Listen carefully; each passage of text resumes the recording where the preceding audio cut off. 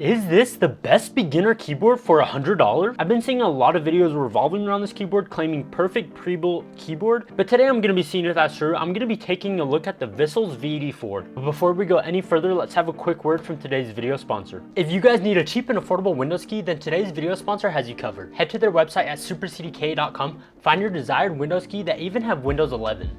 Use the discount code SPLA and it drops the price all the way down to $16 for a legit Windows key. Check the links down below and let's get back to the video. First things first, let's unbox this thing. The packaging itself is really clean. It states all the information and tech specs you want to know right off the bat, such as wired/wireless connectivity and support on all the operating systems such as Linux, Mac OS, and Windows. Sliding out the main box from the cover, you're greeted with a black box.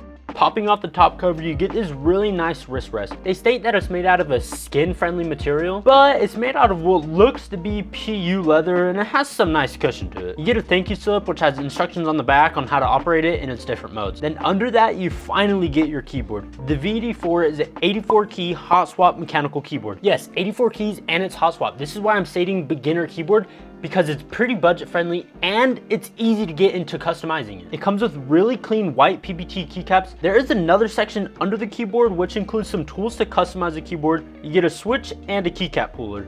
They're honestly pretty nice quality. You also get a USB Type-C cable. It's nothing too fancy, but hey, it's a free cable nonetheless, and it feels pretty nice. Well, not exactly free, but you know what I mean. You get extra keycaps for Windows operation and these magnetic feet to adjust the typing angle. It originally came with Mac compatible keycaps, but you can easily swap over to the Windows use.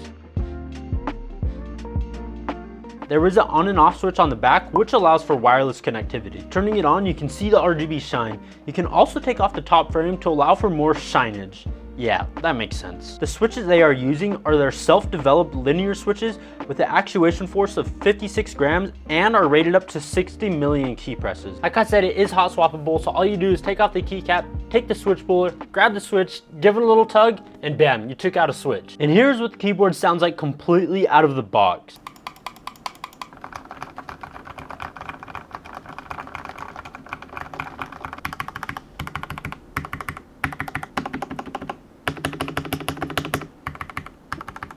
Oh my god, guys, this is my first time typing on it after unboxing it, and oh my goodness, this thing is stock and it sounds so good.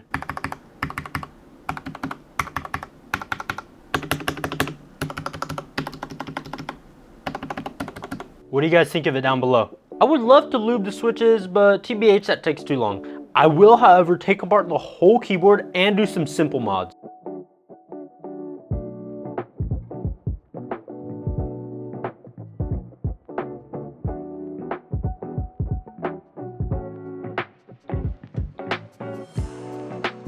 After the keyboard was basically taken apart, you can see that the stabs came factory lubed. I completely disassembled all the stabilizers, soaked them in some soapy water, and cleaned off the factory lube. Okay, so I'm in my kitchen now. I got an old toothbrush. I finished cleaning the housings. I got the stems, and one just fell down the damn drain. Yeah, it's, I don't know. I may have a solution. This is an old keyboard, and yes, it is already broken, but a bad thing, I think it isn't hot swappable, so I can't really get this switch out right now, but these stabilizers look exactly the same, and all I need is a little stem. Yeah, that thing's not budging. Oh, it's soldered in. I don't know what to do. Well, that switch is completely wrecked. The housing is not coming loose. It is soldered in there pretty damn good, but we're making progress. Let's go. I was able to pop this side of the stabilizer loose, and the stem came right out. We're back in business, baby. Like I said before, this keyboard was already broken, so don't think I just broke this keyboard, because I didn't. It was already broken. Anyways, back to the original video. That was quite the roller coaster. Drop a RIP stabs in the comments. I lubed them with Krytox and dielectric grease. I clipped the housings. I was out of band-aids, so I used painter's tape to put in between the plate and stabilizers to help reduce the wobble. The tape rolls us into our next mod. Get it? Because it's like a tape roll. Just a good old tape mod. I had to make sure to make cutouts for the battery and RGB wires and the on and off switch. I went with 2 layers of tape. The keyboard comes with a piece of foam in the bottom, but honestly, it is pretty thin, so I swapped it out with some fabric strips from an old t-shirt. This should work better. It looks pretty scuffed, but oh well. I guess we'll find out if it makes any difference.